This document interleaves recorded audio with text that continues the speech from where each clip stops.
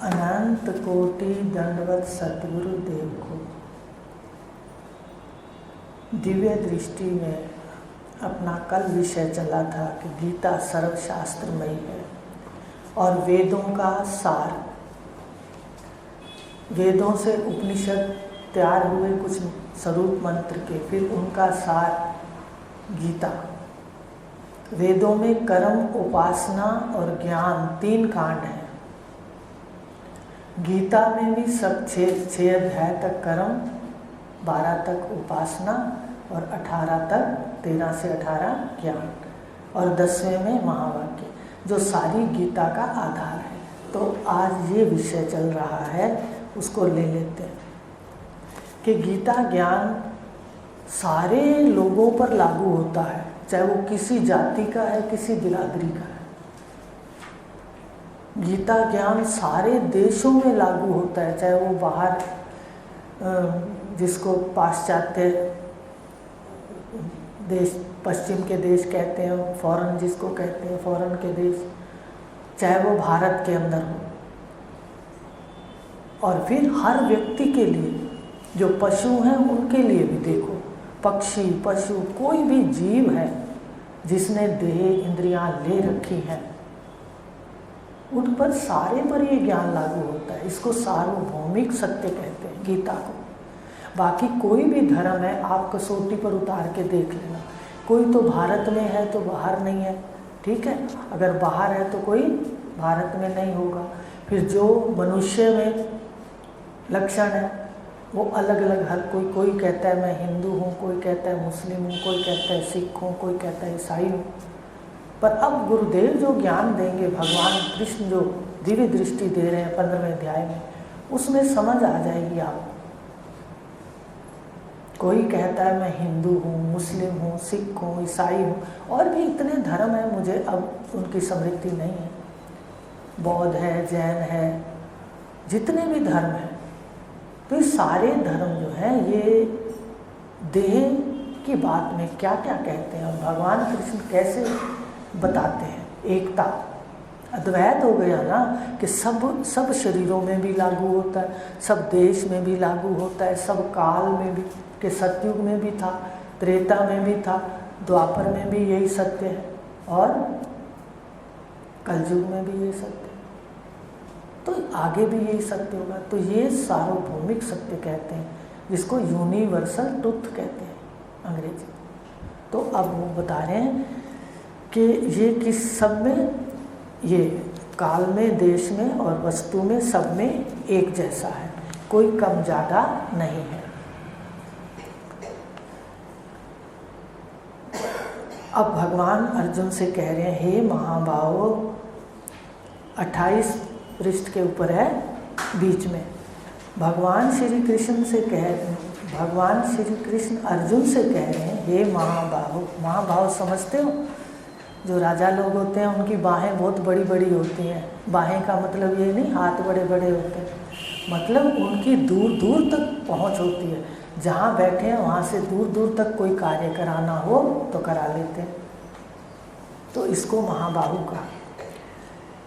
हे महाबाहो, अब मेरे रहस्य युक्त वचन सुन। अब आप भी सुनते जाना रहस्य युक्त वचन। तू मुझसे अति प्रेम करता है। भगवान ने गीता में कहा, इष्टो असि में दृढ़ मति, कि तेरी बुद्धि मेरे में इष्ट रूप से है। ततो वक्ष्यामि ते हितम, मैं तेरे हित के लिए कह रहा हूँ, अपने हित के लिए नहीं कह रहा। और हमें भी क्या समझाया जा रहा है कि हमारे हित के लिए कह रहे हैं, भले वो घर में साथ संध्या है, चाहे वो मनोनिरीक्षण है, किसके हित के लिए? हमारे हित के लिए। ततो वक्ष्यामि ते हितम, मैं तेरे हित के लिए कह रहा हूँ, पर एक शर्त है पहले, कि दृढ़ निश्चय हो कि ये मेरा भला करें, तभी श्रद्धा होगी। बताइए, श्रद्धा तो हमें दूसरे पर है, और मान लो हम कोई कार्य करते हैं तो एकाग्रचित्त नहीं है, एक निष्ठ नहीं है कि यहाँ से उद्धार होगा, तो कैसे अंदर जाएगी विद्या? बताइए। इसलिए आपसे कहते हैं कि साधक के अधिकारी के लक्षण हो, जो भी 9 लक्षण बताए, षट संपत्ति में 9 बताए, उनका निरीक्षण होना चाहिए। और सारे लक्षण किस में आ जाएंगे? सिर्फ सुनने से। बताओ, सुनते सुनते आपका मन धीरे धीरे क्षम होता जाएगा, सारे लक्षण आ जाएंगे। और विवेक भी सुनने से, सत्संग से प्रारंभ हो जाएगा। और जब विवेक हो गया कि सत्य क्या है और मिथ्या क्या है, तो मिथ्या से वैराग भी हो जाएगा। आप सिर्फ एक पैर पर, वो जाते हो ना, वो सीढ़ी जो लगी होती है बड़े बड़े शहरों में, एक स्टेशनों पर भी लगी, एक पे पैर रखो तो आपको जहाँ ऊपर तक पहुँचा देगी मंजिल तक। ऐसे एक विवेक पे पैर रखो। और पहली सीढ़ी पे पैर रखने में दम लगता है, वहाँ गए तो एक बार पैर नीचे भी लग गया, होता है। तो विवेक पे पैर रख लो, बस इस पे पैर रखने से सारे गुण अपने आप आ जाएंगे श्रवण से। और विवेक घर पे करो कि बात ठीक है, मनन करो। तो कह रहे हैं कि तेरे हित के लिए कह रहा हूँ, मुझे अनादि अजन्मा और लोकों का महेश्वर तत्व से जानता है। जो मुझे क्या क्या जानता है? अनादि। अनादि किसको कहते हैं? जिसका जन्म नहीं होता। अनादि जिसका जन्म नहीं होता। अगला ये शब्द बता दिया, अजन्मा। और लोकों का महेश्वर, एक तो ईश्वर है, सुना है ना ईश्वर। ईश्वर किसको कहते हैं? कहते हैं माया उपाधि वाला सगुण ब्रह्म। सगुण ब्रह्म को ईश्वर कहते हैं, है तो ब्रह्म। और महेश्वर किसको कहते हैं? जो ईश्वर से भी परम है, महेश्वर आगे का, ईश्वर से भी परम उसकी स्थिति, श्रेष्ठ स्थिति। माया उपाधि वाला ईश्वर, और ईश्वर माया रहित, माया सहित ईश्वर। और माया जब उसमें अव्यक्त हो गई तो वही महेश्वर। ईश्वर का भी साक्षी, अब दूसरे शब्दों में जानो, वो महेश्वर है। ब्रह्म को महेश्वर और माया वाले, सृष्टि वाले को ईश्वर कहा। तो महेश्वर जो मुझे तत्व से जानता है। देखो सृष्टि के अंदर तो कितने रूप हैं। पहले मन में आता था भाई 84 लाख योनियां हैं भी कि नहीं, कि कैसे, इतनी तो नहीं दिखती। पर जब ज्ञान आया गुरुदेव का, तो उसने दिखा दिया कि अब देखो आजकल मक्खियों की थोड़ी सी और मच्छरों की जो डिज़ाइन वो बदल गए। अगर आपने देखा, चौरस रंग के भी आने लग गए। तो एक पृथ्वी पर थोड़े उन्होंने कहा कि भाई 84 लाख योनियां, सारे लोकों में मिलाकर 7 लोक हैं। 7 लोकों में मिलाकर वो 84 लाख योनियां। तो इतने डिज़ाइन हैं, इतने आकार हैं।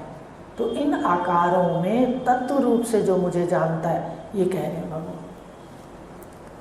तत्व रूप से जो मुझे जानता है। अब देखो हम कृष्ण को किस रूप से जानते हैं?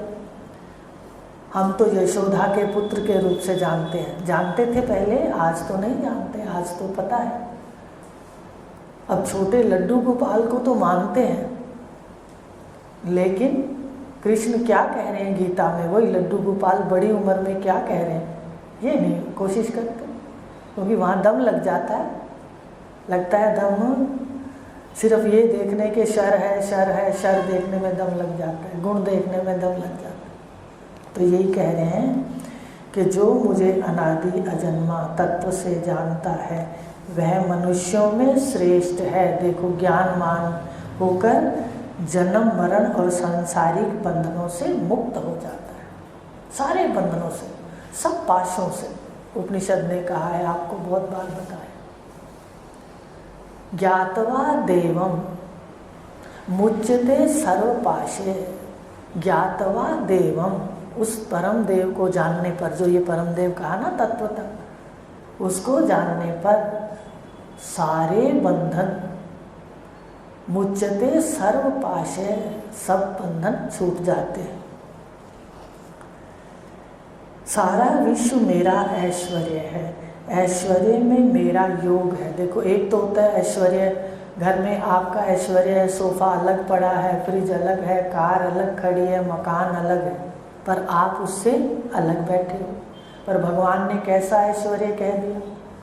कहते सारा ऐश्वर्य जो है, चाहे वो पर्वत हैं, नदियां हैं, पहाड़ हैं, चंद्र है, सूर्य है, नवग्रह हैं, सारे लोक हैं, 84 लाख योनियां हैं, इन सब में मेरा योग है, भाई मैं ही बैठा हूँ। आ रही है बात समझ में? भगवान क्या कह रहे हैं? बात समझनी है, अपने को पढ़नी नहीं है। देखो वो कह रहे हैं भाई तुम्हारा जो ऐश्वर्य है वो तो आपसे भिन्न है? आप कहते हो मैं ही कार हूँ, मैं ही मकान हूँ, मैं ही पुत्र हूँ, मैं ही स्त्री हूँ, पर भगवान कह रहे हैं जितना ऐश्वर्य तुम देख रहे हो इसमें मैं ही बैठा हूँ, मेरा योग है इसमें। तो ढूंढने कहाँ चले हैं भगवान? कहाँ एड्रेस दे रहे? हवा में उड़ रहे हैं सब। हमें भी तो यही था। परमात्मा क्या कह रहे हैं? मुझे तो गुरबाणी में भी देखो कई बार दिखता है, गुरबाणी में भी तो वहाँ है, सो मैं विसर न जाए, कि वो मैं हूँ भूल ना जाना। सबना जिया का एक दाता का सो मैं विसर। सो मैं कौन है? सो हम महावाक्य है। तो ये आपकी दृष्टि है, क्या खोजती है, किस ग्रंथ से क्या निकालती। जल थल महियल पूर्या आ गया कि मेरा ऐश्वर्य में मैं ही बैठा हूँ। तो मुख संतों के अलग अलग हैं, पर वाणी सबकी एक है। अगर देखेंगे तो एक देखने वाला विरोध तो नहीं करेगा ना, तो इस रास्ते अपने जाएगा। जब भी हमारे यहाँ दूज का पूजा जाता है, चांद हमारे यहाँ, तो अपने नल पर पूजन करते हैं, दूसरों के कुएं और नल पे नहीं जाते थे। पहले कुएं हुआ करते थे, अब नल होते, दूसरे के नल पे थोड़ी पूजने जाते। तो पूजन अपने इष्ट का, सतगुरुदेव का, पर ज्ञान सबका देखना है कि अद्वैत कैसे है। तो ये अद्वैत की नींवें हैं जो आपको बता रहे हैं कि द्वैत वहाँ हमारा माना हुआ है।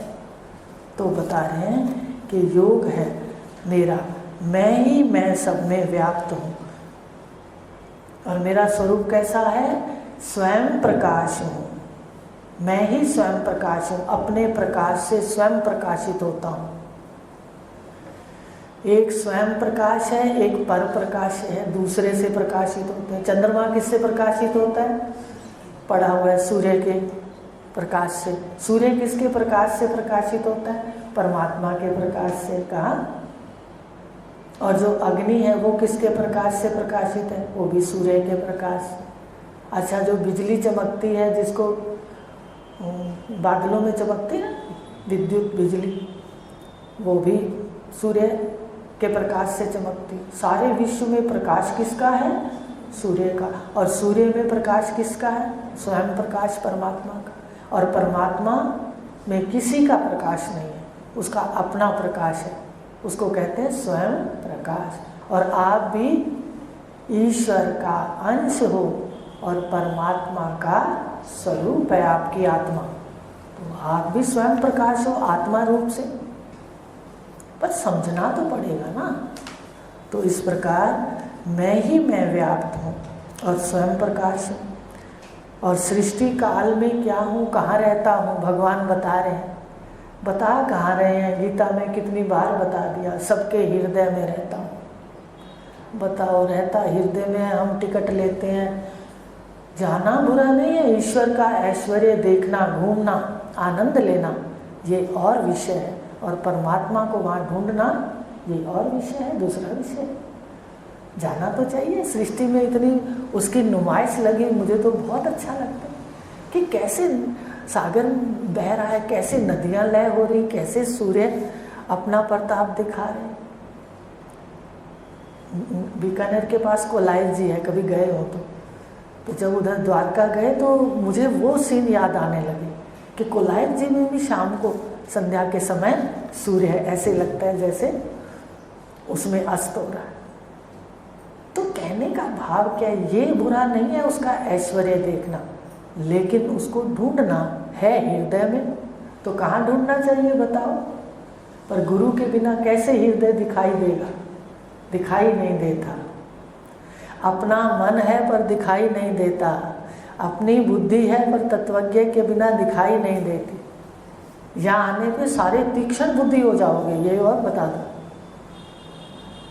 तो बताया कि किस प्रकार सृष्टि काल में कहाँ रहता हूँ, भगवान बता रहे मैं हृदय में रहता हूँ, निवास करता हूँ। सृष्टि की उत्पत्ति से पहले भी मैं हूँ। सृष्टि से पहले कौन है? सृष्टि की उत्पत्ति की प्रतीति से पहले भी मैं है। वहाँ मैं हूँ नहीं है, वहाँ मैं है। ध्यान देना है ये बात। हूँ कहाँ पर होता है? जहाँ अंतःकरण आ जाता है, उपाधि आ जाती है, शरीर आ जाता है क्या हो जाता है? हूँ हो जाता है। दिखता है, पहले दिखता था। तो बस अपने काम करो सारे के सारे, यात्रा सुंदर करो, सुखद करो, सब कुछ अच्छा करो, लेकिन ये ना खो। तो बताया सृष्टि से पहले मैं है, सृष्टि के समय मैं हूँ, और सृष्टि के लय के बाद भी मैं है। दो बार तो है हो जाती है, और बीच काल में क्या हो जाती है? मैं हूँ हो जाती है, होती है। प्रैक्टिकल लो, किताब जो कह रही है उसको अनुभव का विषय बनाओ। तो ये मैं ही मैं हूँ। तो सारे में क्या हुआ? सृष्टि से पहले भी मैं, सृष्टि के समय भी मैं, और सृष्टि के लय के बाद भी मैं। तो तीनों कालों में कौन है? मैं। यही बात भगवान ने गीता में कह दी 10वें अध्याय के 20वें श्लोक में, अहम आत्मा गुणाकेश सर्वभूताश्रय स्थितः अहम आदिश्च मध्यम च भूतानाम अंत एव च। मैं ही तो हूँ। तो कहा हे अर्जुन, सबके हृदय में स्थित हूँ और सब में मैं ही मैं हूँ। और ये जो श्लोक है ये गीता के ज्ञान की धुरी है। धुरी माने किल्ली। एक अपने चक्कर लगाते हैं कोई, तो पहले क्या करते हैं? किल्ली लगाते हैं।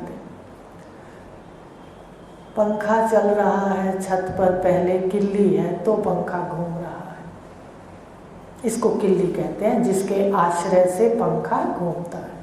तो गीता का ज्ञान किसके चारों तरफ घूमता है? इस एक श्लोक के चारों तरफ। और यही श्लोक का साक्षात कराने के लिए सारी गीता का जन्म हुआ, और इतने शोर शराबे युद्ध भूमि में हुआ। गृहस्थी को मोह से बचाने के लिए हुआ। बताइए किसके लिए ज्ञान है?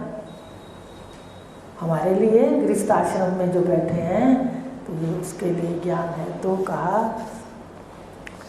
ये गीता ज्ञान के, ये रहस्य युक्त ज्ञान को सारी गीता ने समझाया है कि मैं आत्मा कैसे हूँ, और फिर कैसे सृष्टि के आदि में हूँ, कैसे सृष्टि के मध्य में हूँ, और कैसे अंत में हूँ।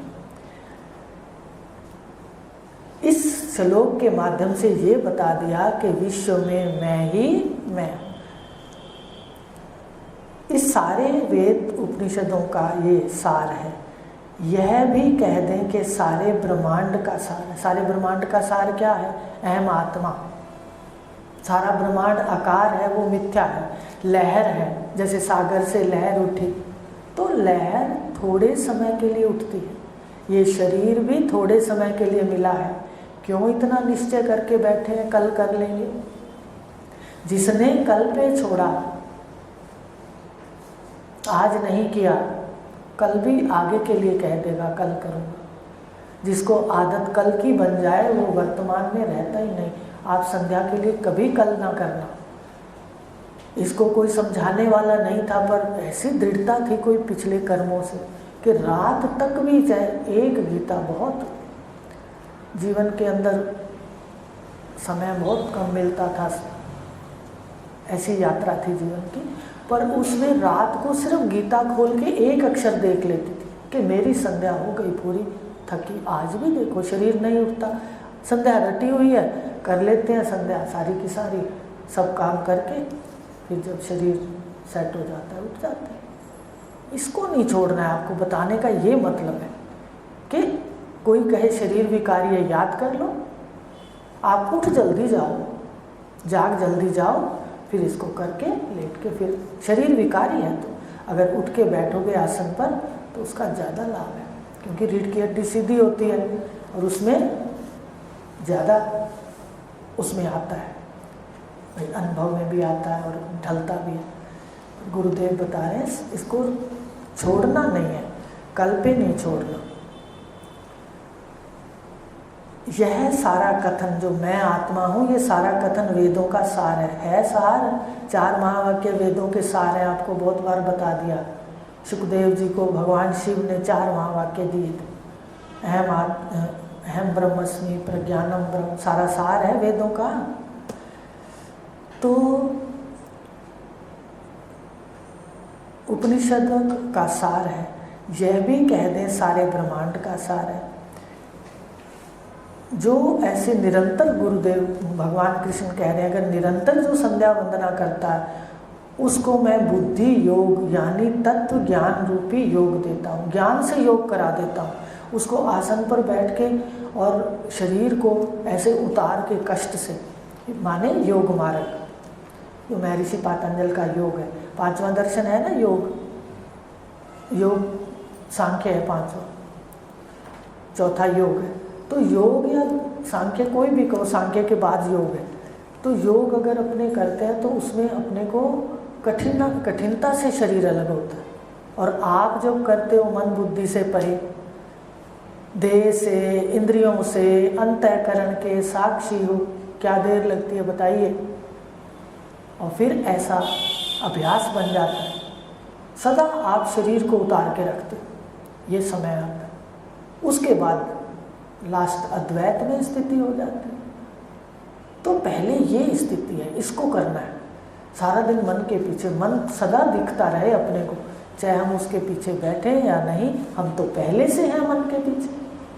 वृत्ति को सिर्फ लगाना था बस।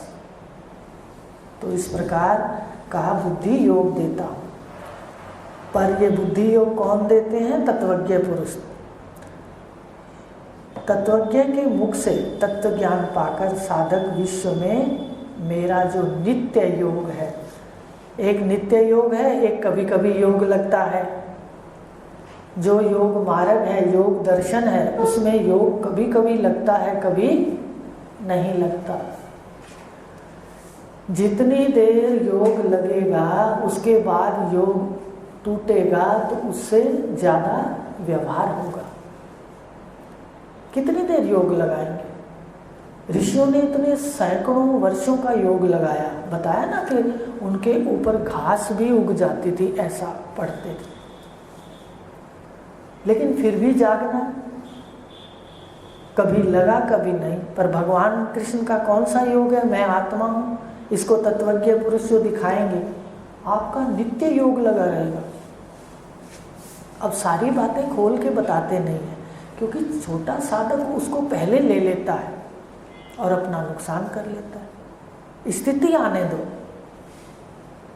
आपकी संध्या, संधि भी नित्य है, संध्या भी नित्य है। तत्वज्ञानी की संध्या सारा दिन होती है, एक समय थोड़ी होती है। ये तो गुरु का आज्ञा पालन है।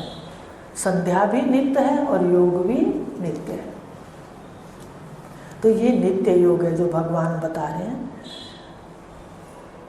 भगवान ने 4थे अध्याय में भी कहा है, मैंने ये स्थाई योग माने जो सदा लगा रहता है। स्थाई योग आदि में सूर्य से कहा सूर्य से मनु ने पाया, मनु से इक्ष्वाकु ने पाया। ऐसे भगवान ने ये गुरु परंपरा का प्रतिपादन किया कि गुरु से मिलता है। तो नित्य योग है, कभी विश्व का मुझसे वियोग हुआ ही नहीं, भगवान का तो वियोग हुआ ही नहीं, ठीक है। लेकिन हम जो आए, हमने क्या देखा? हमने देखा भगवान का वियोग है। सारे लोग भगवान को ढूंढने के लिए भाग रहे हैं, हम भी भागने लग गए भागने। हम भी मानने लग गए, जाना किसी ने नहीं। ये भी नहीं पूछा कि भाई इतने हमारे बुजुर्ग अगर भागते रहे, किसी को परमात्मा मिला, कहाँ मिला? नहीं, बस मानने में भेड़े समझते हैं, कह दूं कि ना करूं। देखो ज्ञान में अपने को सुनना है, अपना मन कैसा है, भेड़ों जैसा। भेड़ें क्या करती हैं, अगर एक कूद गई, भले खड्डा है, दूसरी बिना देखे कूद जाएगी। हमने क्या किया आज तक, वियोग मानते रहे, परमात्मा कहीं दूर है और मैं कहीं दूर। तो बता रहे हैं कि किस प्रकार तत्व ज्ञान मेरा विश्व में वियोग हुआ ही नहीं। भगवान कह रहे हैं यह जान लेता है, जो ये जान लेता है, तत्व ज्ञान उसे कहते हैं। तत्व ज्ञान किसको कहते हैं कि सारे विश्व के अंदर जो ये रूप हैं, इतने गिना दिए आपको, जो ये हमने नाम रखे हैं। देखो रूप तो ईश्वर ने बनाए हैं और नाम जीव ने बनाए हैं। द्युलोक किसने नाम रखा है, लोकों के 7 लोकों के नाम भी किसने रखे हैं, देखो ध्यान से, किसने रखे हैं, कल सुनेंगे, बुद्धि से मनन करके आना। ईश्वर ने रूप रच दिए और जीव ने उसके नाम रच दिए। तो ये सारी सृष्टि दोनों को मिला के होगी, जिसको कहते हैं ना सांझी सृष्टि, पार्टनरशिप, तब व्यवहार चलता है। रूप सिर्फ हो और नाम ना हो तो व्यवहार नहीं चलेगा, और नाम है और वैसा रूप नहीं है तो भी व्यवहार नहीं चलेगा। ध्यान से देखो, इतना इस जीव का इस सृष्टि के अंदर योगदान है। अपने आप को पहचानो, झूठ को झूठ कर दो, सच को सच, बस इतना काम करना है और कुछ नहीं करना। करना तो यहाँ आके समाप्त हो जाता है। तो बता रहे हैं, और जो करना पड़े वो कैसे करना है, निष्काम। तो इस प्रकार वो तत्व ज्ञान उसको कहते हैं जो विश्व में मेरा योग देख ले और कभी अपने से वियोग ना देखे, हृदय में देखे, सर्वत्र देखे, देह में भी व्याप्त देखे। इसको कहते हैं तत्व ज्ञान।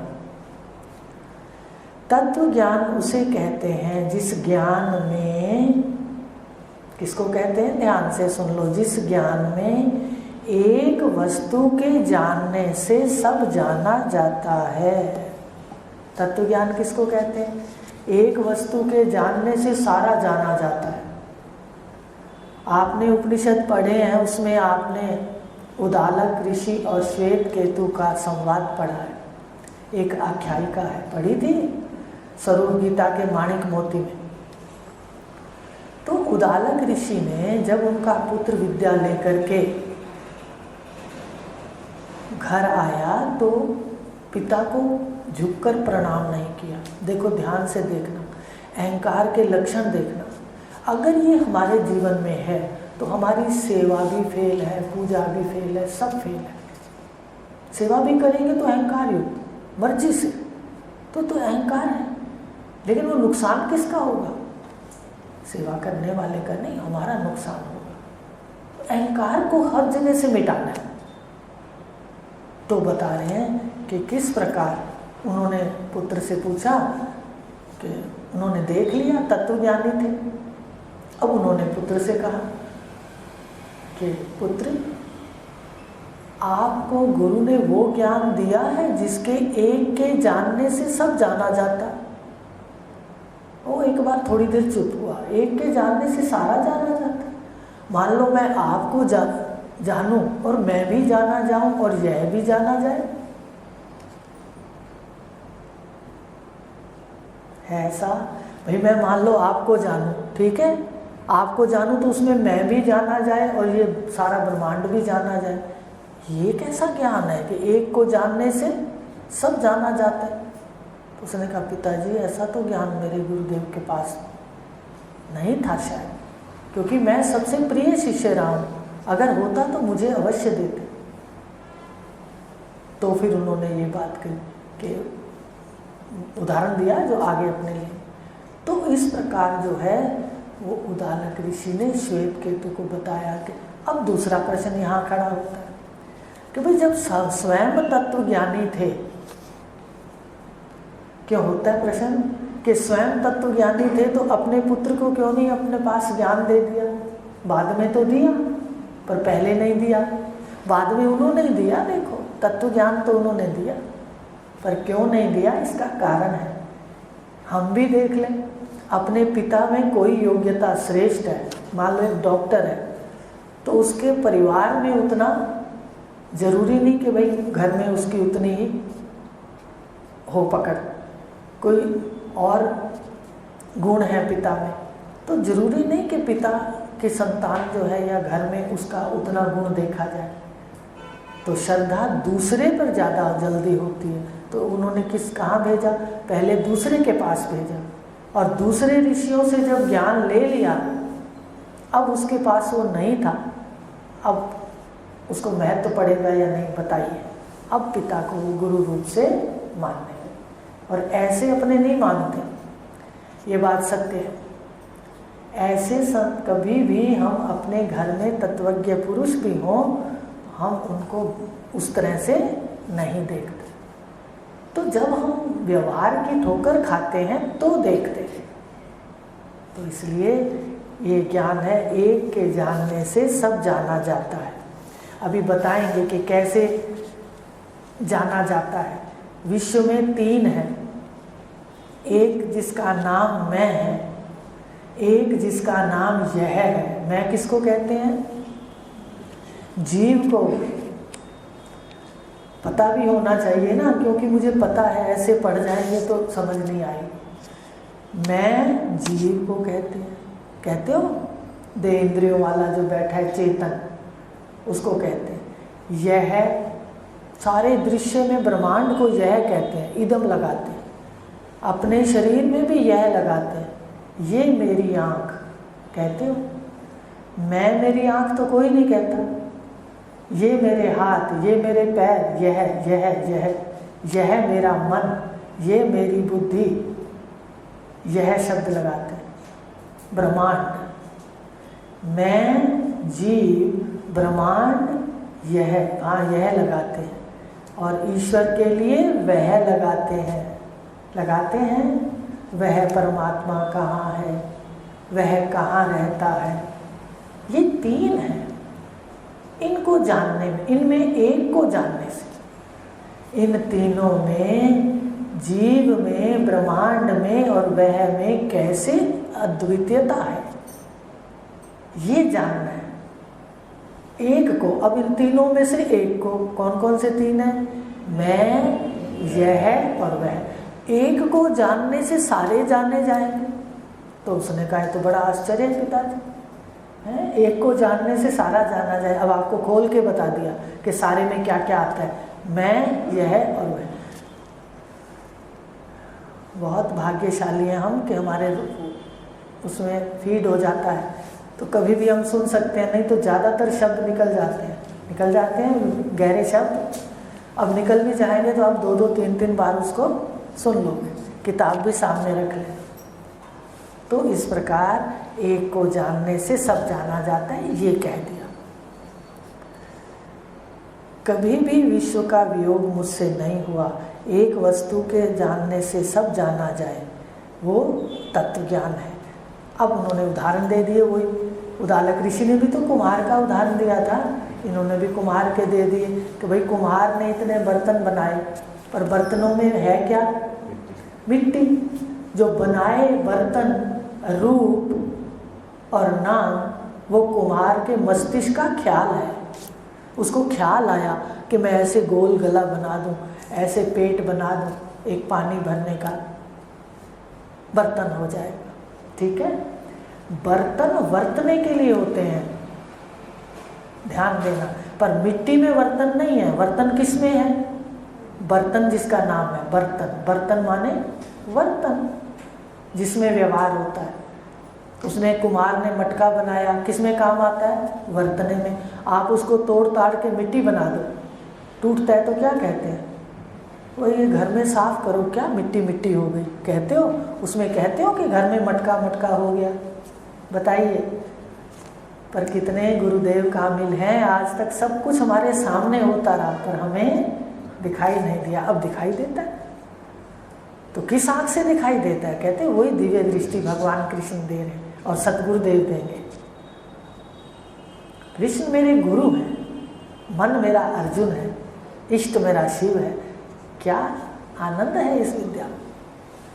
तो बताया कि देखो कैसे सारे कुम्हार की दुकान में जितने बर्तन है वो कुम्हार का केवल ख्याल है, लेकिन बर्तन किस में है? ख्याल में। याद रखना, मटके में, मिट्टी में नहीं है। अभी बता दिया। आप कहोगे मिट्टी मिट्टी है, उठा के इसमें पानी भर ले, नहीं। बर्तन बनेगा, ख्याल मिट्टी में आएगा, ख्याल और मिट्टी मिला के क्या होगा?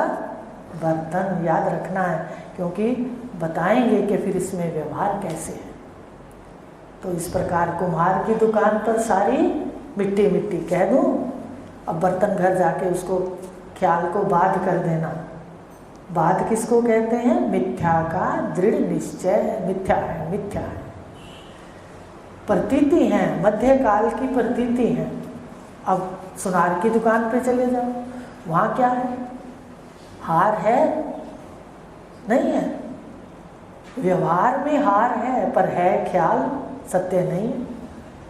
सुनार की दुकान पे स्वर्ण ही स्वर्ण है, कुम्हार की दुकान पे मिट्टी ही मिट्टी है, लोहार की दुकान पे लोहा ही लोहा है।